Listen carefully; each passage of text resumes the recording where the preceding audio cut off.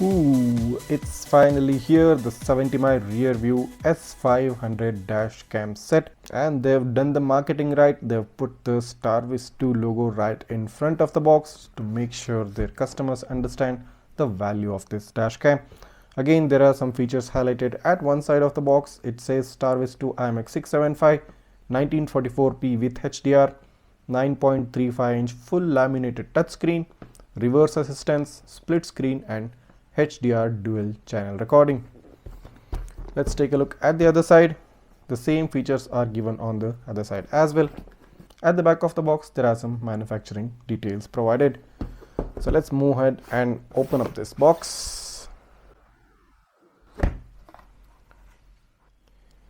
This is simply wow. I mean, this is quite the first time I'm handling a mirror camera, and you can see the kind of reflection it's giving off. You can see those ring lights which are focused on my table in order to record this video, and the finishing of this camera looks so clean and crystal clear. It's almost like those reflecting mirrors which they use on telescopes. It's simply a beaut. There's a button right down here, probably the on and off button. Let's turn the camera towards the back. So on top here, as you can see, there is a DC in port. You see, it uses a micro USB port. There's a micro SD card slot and a AV in slot. In the middle, you have this logo, and it says 70mai rear view S500 dash cam set. On two sides, you have these rubber straps and its holders. So you can pull off these rubber straps from their holder. So it's pretty easy, and you can install it back, and you can pull it or loosen it up to your level of tightness based on the kind of mirror which is present in your car. So you can do this on both the sides so that this will help in proper adhesion. And here's the 1944p camera and the 70mai branding right on top of it. So this camera is rotatable. As you can see, you can turn it around up and down, left and right. So this will help you in aligning the camera properly towards the area where you want the camera to focus. And also this camera, you can slide it out. Here you go. Now this is the sliding length. This means even if you have extra long rear view mirrors, this camera will be able to adapt to it. We just need to pull it out, and you can also push it in inside. If we take a look at it from the front, if I pull the camera outside, you get this 70mai logo here when pulled out, and when pushed in, it simply plugs in within the mirror. Now let's keep this here for now and take a look at what else is inside the box. You have this soft casing so that the camera doesn't get damaged. There's another box here, and this is where they have put everything else. Let's open it up.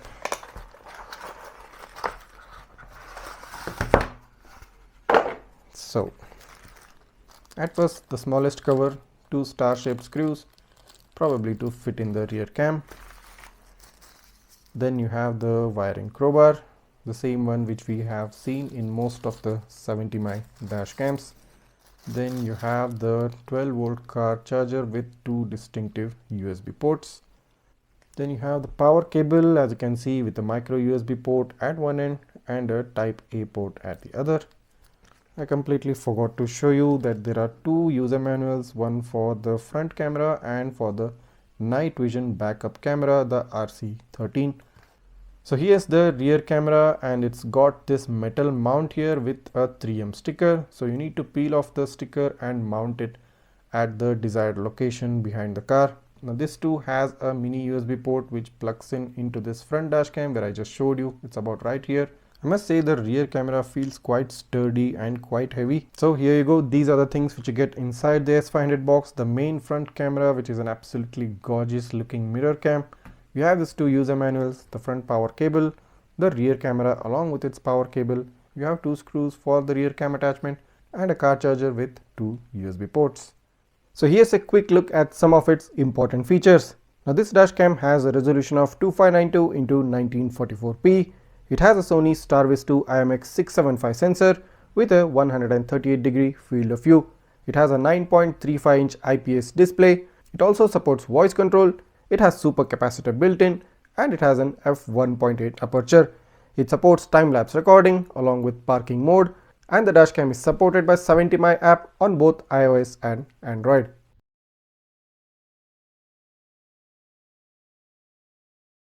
So as you're seeing right now, this is my regular rear view mirror of the car, and I'm going to fit in the 70mai S500 right on top of it. So if you can take the camera, you can notice these two rubber straps right here, and also the attachment of these rubber straps. I mean, these are movable, so they go up and down in order to adjust to a very wide rear view mirror. So that is the case. So I recommend you open up the bottom two rubber straps like this, keep them hanging up, and also extend the rear view mirror. So you can see the lens portion is actually extendable. So just extend it to the maximum portion and then turn around and fit in these rubber straps right on top of your existing rear view mirror, and pull in the straps gently. So you can see now I'm pulling the strap from behind and plugging it into the hook that has been given right here.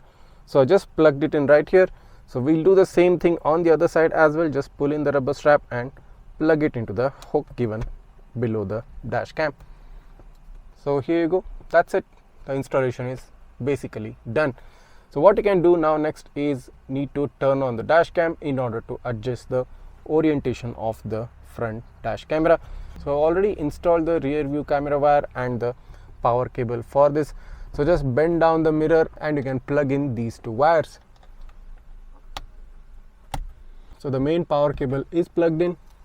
Following that, I'll plug in the rear camera cable.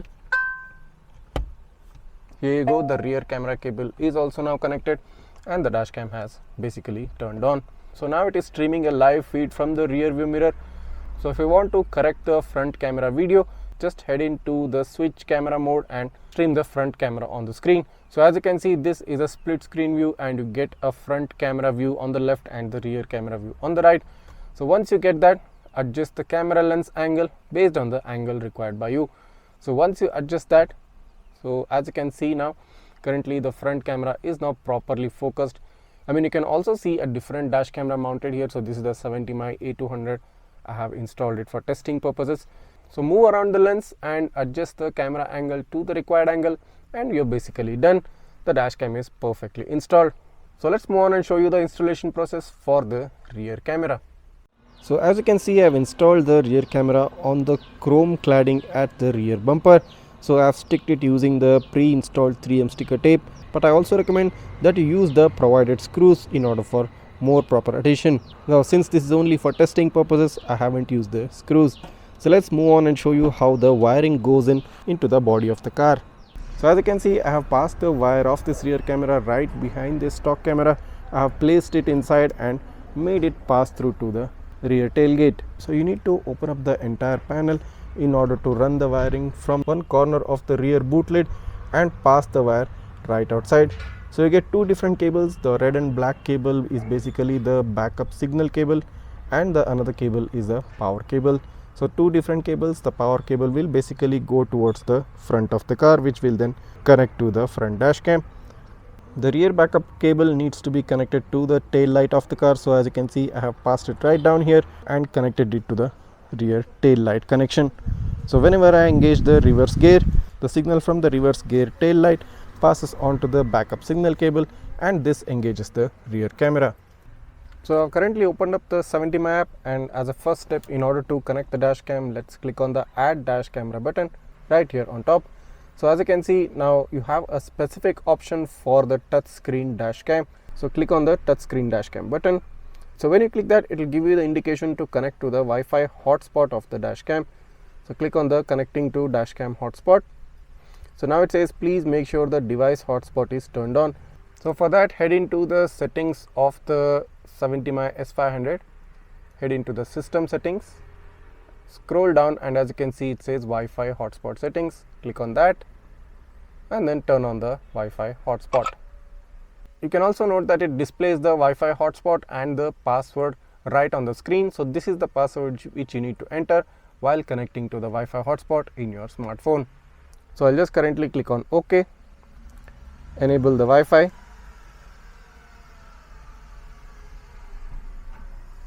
So since I've already entered the password, the dashcam now automatically connects to the S500 dashcam network. So now it will give you a notification to authorize this on the device. So as you can see, even on the dashcam it says please click the power button to authorize. So just click on the power button and it authorizes the connection, and you get a green check mark right here on the app. Then click on the open dashcam button.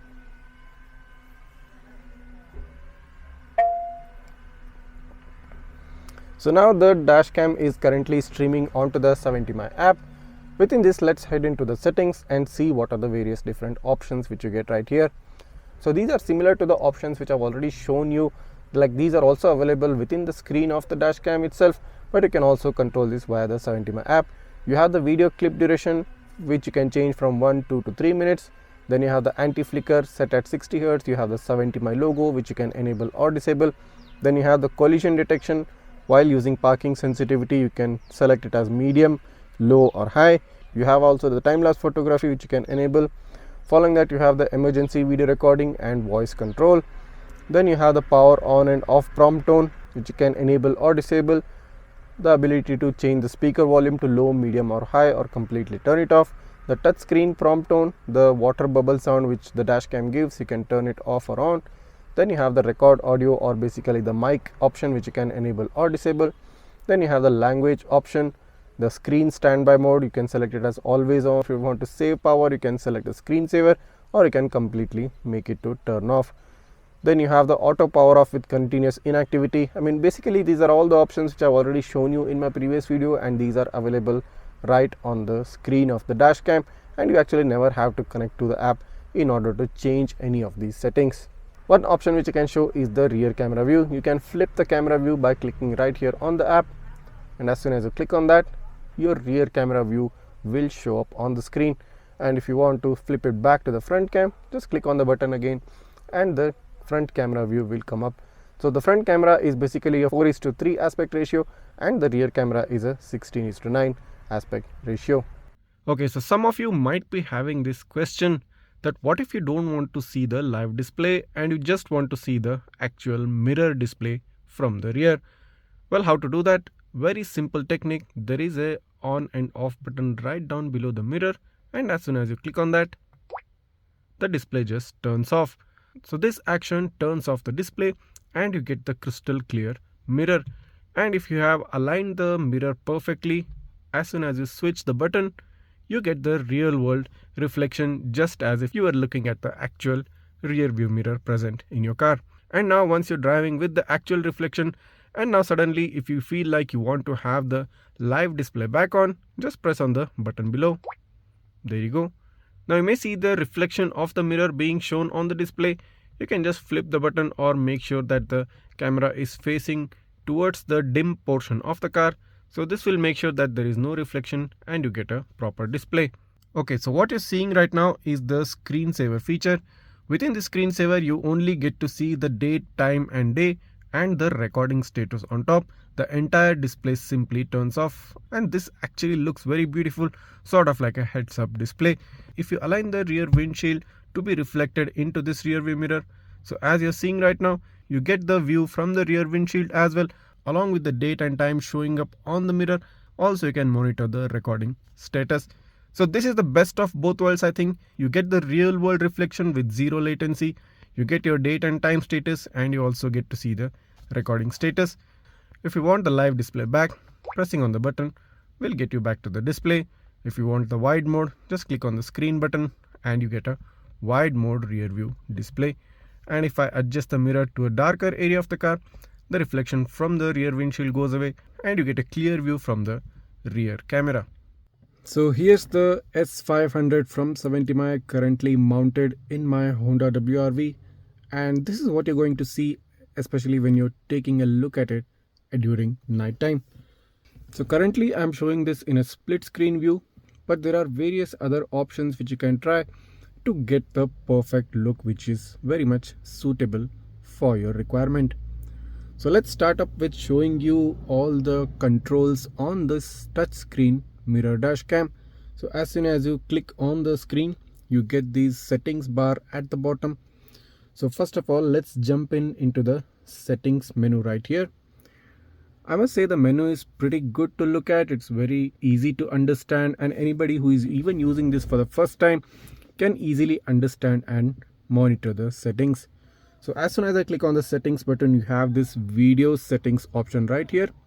And if I click on that, the first option is the video recording duration.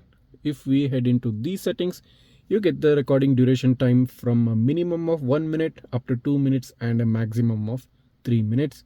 So currently I've selected it as 1 minute. Then you have the 70mai logo option, which you can enable or disable. Then you have the refresh rate of the screen, currently selected as NTSC 60 Hz. If we click on that, you also get a PAL 50 Hz, the NTSC 60 Hz, which is currently selected, and the JPN 55 Hz. So let's head into the 60 Hz setting. So these three are the only options which you get within the video settings. So the point to note is that you don't get any option to change the resolution, or there is no option to turn on or turn off the HDR. So these are the only three settings which you get under the video setting option. And you can see here is the back button and the home button. So I just clicked on the back one. If we head into the parking security option, then you have the collision detection triggers video recording under parking sensitivity. You can enable this. So currently it is saying no parking surveillance cable detected. Please enable parking surveillance after connecting the cable. Since I have currently not connected a hardware kit, this option is not getting enabled. Then you can alter the sensitivity of the collision sensor from a medium to high and to low. You also have the response strategy, wherein you can select the response instantly after the engine is turned off, or response 5 minutes after the engine is turned off. So these two options are also present within the parking security option. Then you have the time-lapse recording, again for which I need to install a hardware kit to show you the settings within that. So let's head back, and the next option which you get under the main settings is the smart travel option. Now within this, you have the option of enabling or disabling the emergency video. Now emergency video is recorded based on the collision sensor, and you can set the sensitivity of the collision sensor using this option, collision detection sensitivity. If you click on that, you get three options: high, medium and low. Currently I've selected as medium. Then you have the voice control option, which you can enable or disable. So let's head back. Following that, you have the sound settings option. If you head into the sound settings, you can turn on or turn off the prompt tone from the dash cam. You can turn it off entirely or turn it on. Then you can set the speaker volume to be high level, middle or low level based on your requirement. Then you have the touch screen prompt tone. So this is also a cool feature. I think some of you may like it. And if I just enable it, so you heard that water bubble sound. So you get this every time you touch the screen. You can enable that, or you can disable it if you don't like it much. Then you have the audio recording option, which is basically turning on the mic, or turn it off if you don't like it. That's it. These are the settings within the sound settings submenu. Following that, you have the system settings option. Now within this, you have the screen standby mode. In the screen standby mode, you get three options: the screen to stay on always, or you can set it to go into a screensaver mode, or you can set it to turn off after a set duration of time. Following that, you have the automatic brightness adjustment, means the display will adjust the brightness automatically if you enable that. If you disable it, you can adjust the brightness manually. Then you have the auto off with no displacement. So this will turn off the dash camera once it detects that there is no displacement or there is no movement of the car. You can set it to turn off after 10 minutes, after 20 minutes, or do not turn off automatically. You can set that as well. Then you have the Wi-Fi hotspot settings, wherein you can enable the Wi-Fi hotspot. And we also have the option to turn on the Wi-Fi hotspot every time the dash camera starts up. Then you have the system time option. Then you have the date format option as YMD or MDY or DMY. So currently we use DDMMYY, so that has been selected. Then you have the option of changing the language of the dashcam. There are some lot of options also present here within this. So if any of these languages suit you, you can select that. So currently it is selected in English.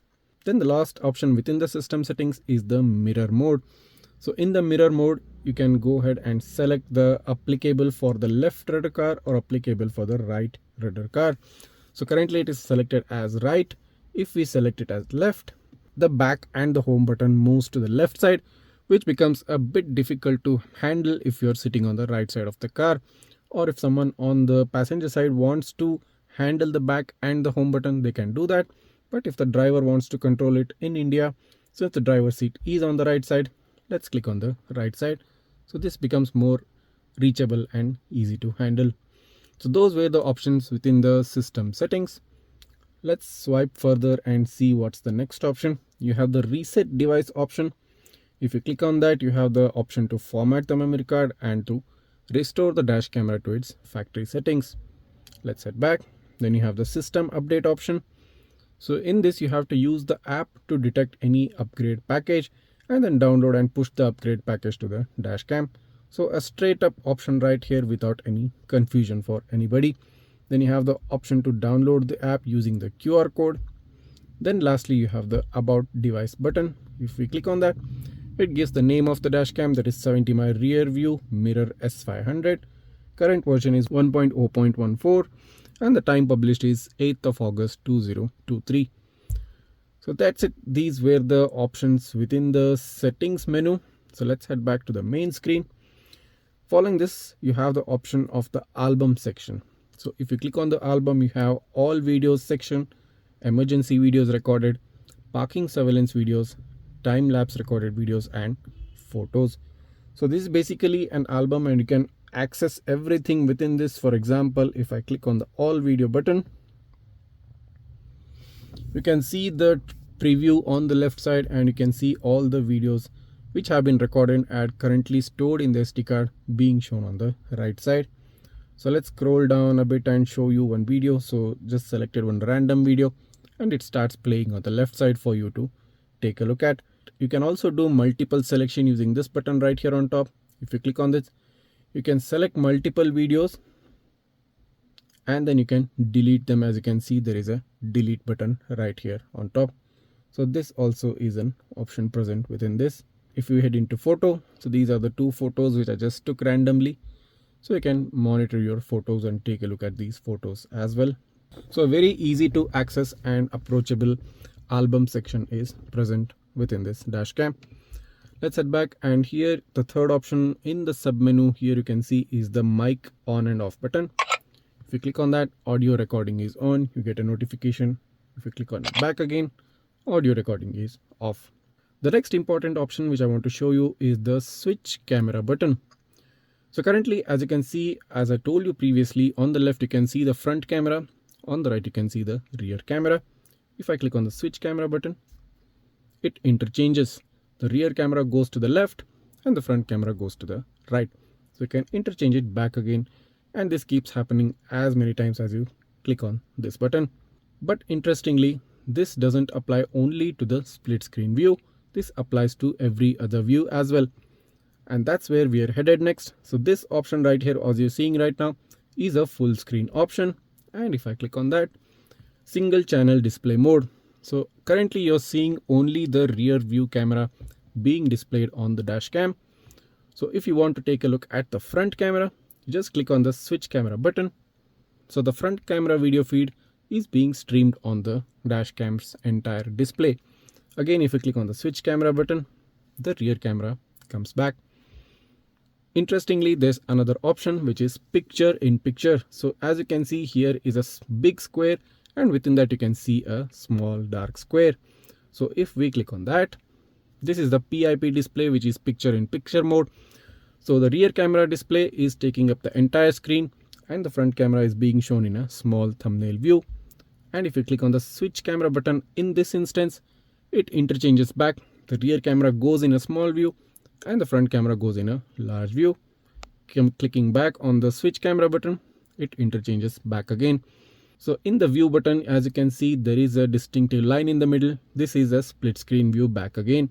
So if you click on the split screen view, it will take you back to the original video feed which you were watching up until now. The front video on the left and the rear video on the right.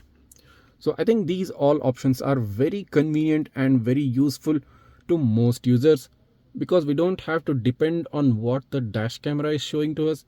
We can change it the way we want the dash cam to show the video feed for us.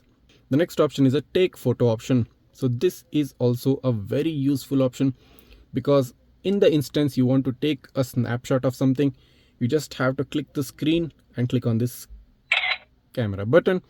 You have a photo saved from both front and the rear dash cam. That's a super cool thing. The next option, and probably an even important option, is the emergency recording video. Even in this option, it's a simple tap required, and as soon as you click on it, you get this notification chime and you get this status bar here which shows you the progress of the emergency video being recorded. I think it records up to 10 or 15 seconds, and the emergency video will get stored in a separate folder which won't get deleted via loop recording. So in case of any incident or accident, or if you see something important in front of the dash cam or even in the rear of the car, you can click on that emergency video button and it will save a separate video file just for you. Let's show you an even interesting option. Let's head into the reverse camera view.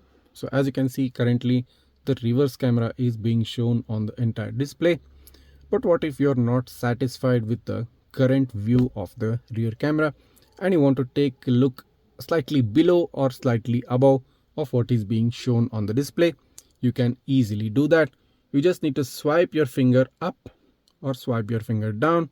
As you can see, it beautifully moves the image to the required angle, and once you reach the required angle, you just need to lift the finger and the camera stays at that particular angle. Also, one more important point, you can increase and decrease the brightness of the display simply by sliding right or sliding on the left. As you just saw, the display brightness increased and decreased based on the kind of touch gesture which I just did. So this you can do at any point of time. You can increase and decrease the brightness based on your requirement, or you can try to see up or try to see down within the field of view of the camera by swiping up and down within the display. I think this is a very convenient and a very cool feature that this camera is providing. So the next important thing which I need to show you is that as soon as I put the car in the reverse gear, you get this pop-up sound and the camera turns into a reverse gear mode. So as you can see, you get this guiding lines as well being shown on the display, and you see an interesting option right here. What's this? Let's check it out. If I click on that, you get this square with 3 arrows pointed at 3 different directions, which means you can enlarge or make the guiding line smaller based on your requirement. You can even increase its height or decrease it based on how convenient or how comfortable they are for you. So based on the width of the road, based on the length of the road, you can achieve this very easily. And as soon as you reach a point which is comfortable and sufficient for you, click on the tick button right here and the guiding lines set in that place. Now again, as I showed you just now, if you're not satisfied with the view of the reverse camera, you can simply swipe up and down. So as you can see, I'm taking the view up. I can take the view to the middle, or I can completely come down based on my requirement. This is also a very super cool feature. If I remove the reverse gear from the car, as soon as I put the neutral, it gave a notification pop-up sound and the display turned back to its original default display. There's one thing which I didn't show you, the voice control. Let's just say take photo. So as you just saw, based on my voice, it just took a snapshot, which means I don't even have to touch the screen to get things done. There are various other voice control commands as well, along with the one which I just showed you.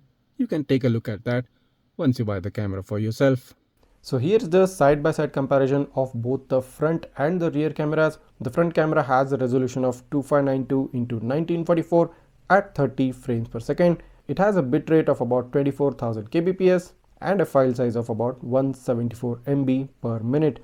The rear camera has a resolution of 1920 into 1080 but only at 25 frames per second. So this is a nighttime video quality comparison, since I wanted to focus mainly on night, because this camera has a Starvis2 sensor and it doesn't disappoint. The front camera video quality really excels. I mean, the contrast and the exposure levels are so well balanced that you simply cannot get a better video quality during nighttime. In comparison, the rear camera does tend to catch some extra glare, giving it a bit of an overexposed look when you compare it with the front camera.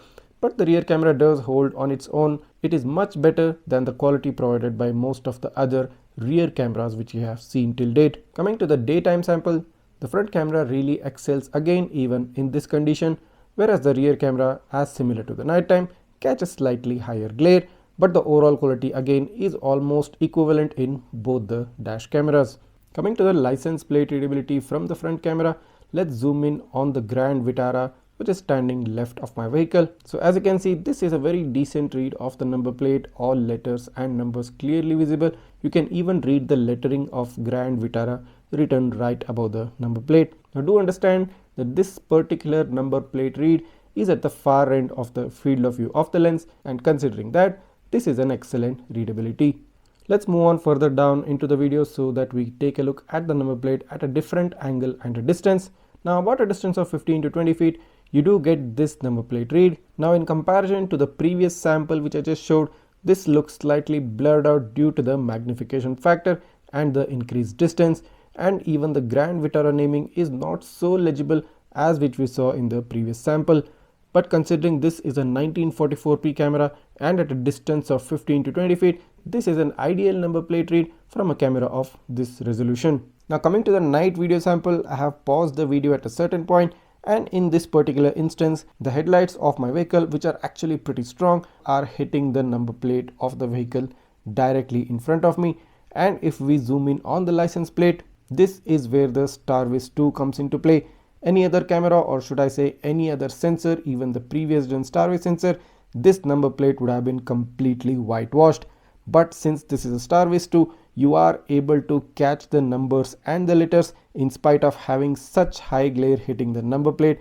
And this is what I really like about the Starvis2 sensor. Considering the fact that this vehicle is almost at a distance of 15 to 20 feet at a 1944p resolution, you cannot get anything better than this. Let's move a bit further down into the video to give you another sneak peek of how well the number plate read is at a close range. So here's an excellent read of the number plate. You might notice that it's slightly whitewashed at the far end, but considering the fact that the headlights of my vehicle are hitting directly without any considerable distance between them, the Starvis2 sensor is really shining and giving you the detail which you expect from this dash cam. Of course, this would be even better if the camera had a 4K resolution, but the 1944p resolution is doing what's expected from it. Coming to the rear camera sample during daytime, now notice that Maruti Swift Dzire on the right. If we zoom in on the license plate, now you do notice that it is slightly blurred out and may give a hint of a painted appearance, but as shown in one of my previous samples, this license plate read at the far end of the image, and consider the fact that this is only a 1080p resolution at 25 frames per second, it was able to capture the entire number plate even with the lesser frame rate. This goes to show that the capability of the rear camera to read number plates during daytime is pretty good, and there are no complaints about it. If we take a look at the license plate read during nighttime at the center of the image, again this is a very good read of the number plate. I mean, even with the glare of the headlights falling on the rear camera, it is able to capture each letter and number of the plate, giving you a proper overall read of the number plate.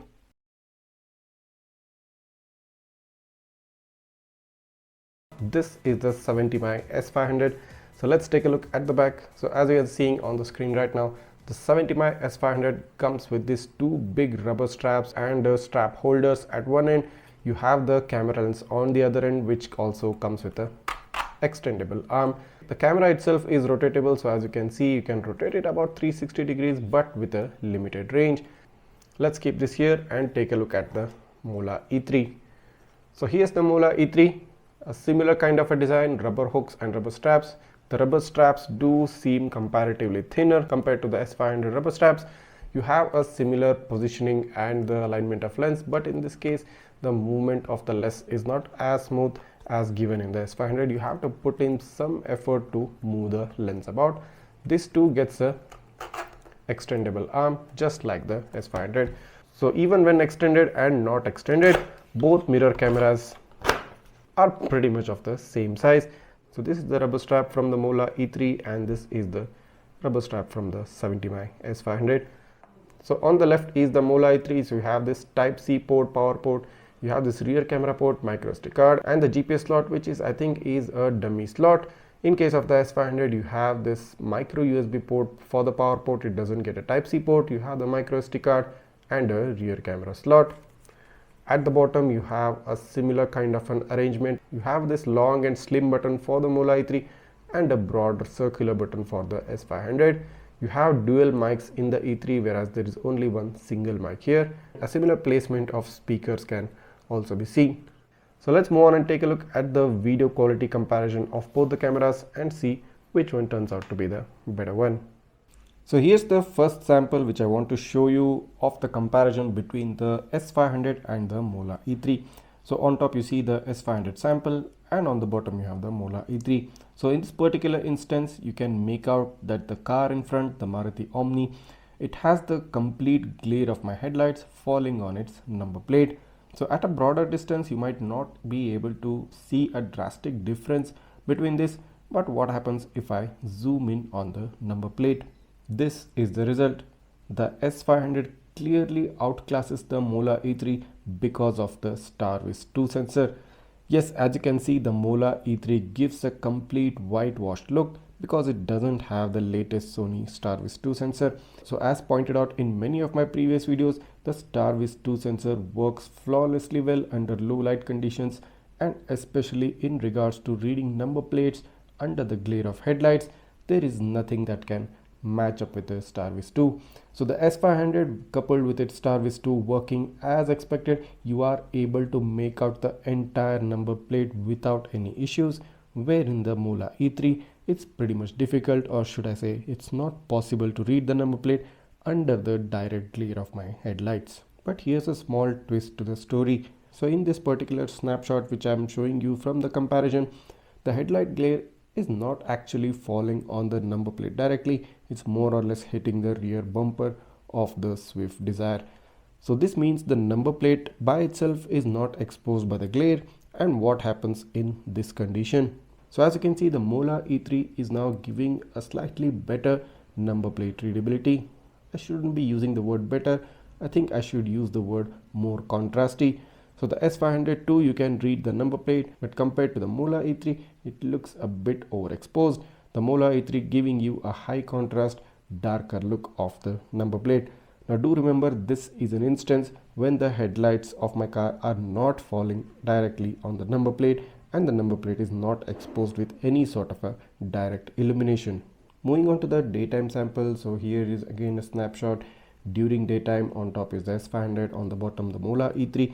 So I'll show you the number plate read of the Swift Desire on the right side on the far edge of the screen, and if we zoom in to take a look, more or less a similar read, but what we saw just now in the night sample, whereas the S500 gives off a more brighter and a less contrasty look. But which among these two is the one which you prefer comes down to your own choice. Moving on to the video quality comparison between these two cameras, the 70mai S500 on top provides a 1944p resolution at 30 frames per second, about 24,000 kbps of bitrate and a 174 MB per minute of file size.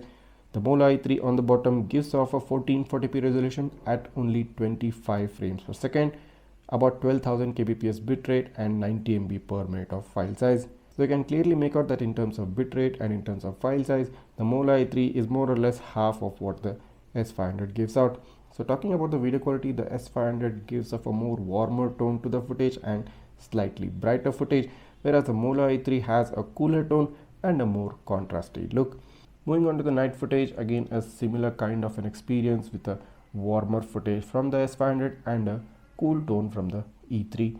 You might see some slight wobbling in the S500, and that's because I had not mounted the S500 properly, because this was a very difficult mounting position to mount both the mirror dash cameras in the same car.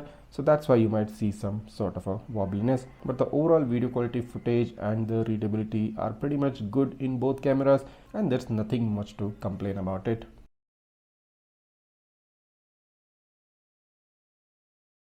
Now if I zoom in on the plate of the A810, a very good read of the number plate, no noise at all. I mean, this is what the A810 is built for, and you will never be disappointed with the kind of license plate reads it can give you during daytime. Zooming out and taking a look at the S500 sample, now you can clearly see it has a mild range of blurriness, and this is due to the lesser resolution count compared to the A810's 4K resolution. But nevertheless, it is working as intended and as expected for a 1944p camera, and the license plate read is pretty good in this as well. Now comparing them both side by side, on top is the 810 and on the bottom is the S500. There is more or less a very little difference between this license plate reads. I mean, both the cameras are performing more or less equally well, considering the fact that the vehicle was at a distance of about 10 to 15 feet away. Taking a look at another sample, now in this the vehicle is pretty far off. I think it's about 25 to 30 feet away, and if I zoom in, so in the case of 810, as you're seeing on the screen right now, you do get a good read of the number plate, and you also start to see some amount of blurriness because the distance is pretty high. At a distance of 25 to 30 feet with a 4K resolution, you can still catch some number plates, and that's the best thing about the 810. Trying out the same thing with the S500, now you can clearly see that the resolution count and the high distance is starting to make a difference, and the license plate readability is coming down. The top half of the number plate is sort of visible, and the bottom half of the number plate has started to become blurry. I mean, you can still read the number plate with a certain level of difficulty. Comparing the license plate read side by side, on top is the 810, which provides a very easy to read number plate at such high distance, compared to the S500 where it becomes slightly difficult to read the number plate. Moving on to another instance about the same distance as the previous example, at a distance of about 25 to 30 feet, and if I zoom in on the 810 sample, a good read of the number plate. You don't have to put in any effort to read this number plate. All letters and numbers are clearly visible. If we zoom in on the S500 sample, a very similar experience as I just showed you in the previous example. The number plate starts to get a bit blurry, and you can still more or less read it with a certain level of difficulty. Now I am showing you these examples not to imply that the S500 is a bad camera. It's rather to show you that the S500 is working as expected, and this is the best video quality and best license plate readability a 1944p camera can do at such high distances. This is actually good, and this is actually performing very well, considering that it's not a 4K camera and more or less is trying to reach a 4K camera level. Comparing them side by side, the 4K resolution of the 810 clearly trumps the 1944p resolution of the S500, but the S500 is still able to hold its ground, considering it has a lesser resolution compared to the 810. Coming to the night footage, I'll be showing you a complete picture rather than a split screen view because of the Starvis2 sensor in both the cameras. Now do note that the high glare coming from the opposite headlights, I've paused the video just to emphasize on that fact. And if I pause the video at a certain point and zoom in, now in this case this is a 810 camera, and this gives you a really stunning read of the number plate in spite of such high glare from the headlights of the nearest car. Now this is the power of Starvis2 in its full effect, and you can see this clearly in this particular example. Zooming out, and let's move on a bit further in the video. Now you can see there's another glare of headlights coming right at my car, and if I pause the video and zoom in, now this is even more impressive. Main reason, the number plate size is even smaller than the previous example which I showed you, and the glare of the headlights is even higher than the car which just passed. Now in spite of having these two odds, the 810 is able to perform exceptionally well, and you still get a very good read of this number plate. You can make out all the letters and the numbers. Now this is the true power of a 4K resolution camera combined with a Starvis2 sensor in its full effect. Trying out the same thing with the S500. Now let me just pause the video and point out certain things. Now I paused this video at the same point where I had paused for the 810's video. Now there are two things to consider. The glare of the headlights coming towards this camera, you can notice that glare straight away, and which was kind of similar to what we saw in the 810 sample. You can actually see the 810 camera at the right edge of this screen right now because that's where it was mounted during this ride. Now the second point to note is that you can see a lot of dust and dirt on my windshield from the left top corner, more or less taking up half the screen space. Now this is something which you will need to keep in mind because the S500 is a mirror camera. It will catch everything which is right on the windshield. So if your windshield has a lot of dust and dirt and you haven't cleaned it properly, and if the wipers of your front windshield are not clean, they might create some streaks on the windshield as well, as you're seeing right now. So all this will be visible in the mirror cameras because they are mounted right behind the windshield. So this is something which you should be consider before buying a mirror dash cam. You should put in that extra effort to keep your windshield always clean in order to get the best footage. So moving on to show you the license plate readability at the same point where I had shown you in the case for the 810. This is good. I mean, this is really good. The Starvis 2 in the S500 is working well, although it lacks a 4K resolution, hence you might see some blurriness, but the overall readability of the number plate is really good in spite of having the high glare hitting the camera directly. Let's move on and show you the second car which I had shown you in the 810 sample because it had a higher glare and a smaller sized number plate. If we move on in the video and pause at the same point where I had done for the 810 and zoom in. So 4 important things to consider: the high glare from the headlights, the small sized number plate, the lesser resolution count compared to the 4K resolution, and the dust and dirt on the windshield. All these aspects come together in this particular example and bring down the number plate readability, wherein we saw just a moment ago that the 810 was able to catch this number plate. Now putting in the number plate reads of this night sample side by side. On top is the 810, on the bottom is the S500. I mean, the S500 is performing as expected. There is nothing wrong with this, and the 1944p resolution is trying its best to match a 4K resolution. So on top, the 4K resolution camera of the 810 is simply stunning. I mean, you really cannot get a better dash camera under the price bracket of 20,000 other than the 810. If we compare the second car's license plate read, now as you can see, the 810 simply outclasses the S500 in this particular example, and I specified the 4 different reasons why the S500 falls short in this specific example, wherein the 810, due to its direct windshield mount and a higher 4K resolution, is able to give you a better result. Coming to the overall video footage quality comparison, on top you find the 810 with its 4K 3840 x 2160p resolution with a 30 fps frame rate. It has about 31,000 kbps of bitrate and a 252 MB per minute of file size. On the bottom you find the S500 with its 2592 x 1944p resolution at a similar 30 frames per second, about 24,000 kbps bitrate and a 174 MB per minute file size. Now in both examples you can clearly make out that the 810 gives off a very cool tone, wherein the S500 gives off a warm tone. Except for that one aspect, you won't be able to make out any difference with your naked eyes unless you move on and zoom in on any specific aspects of the video. Both the video footages look pretty much the same, although I can say that the 810 provides a slightly higher field of view compared to the S500. Now in the night sample, you really cannot see the warm tone or the yellow tint of the S500. I mean, both the footages look pretty much the same, but in terms of the overall quality, certain areas of the S500 footage look darker compared to the 810 sample, but there isn't any drastic difference which you can make out in these.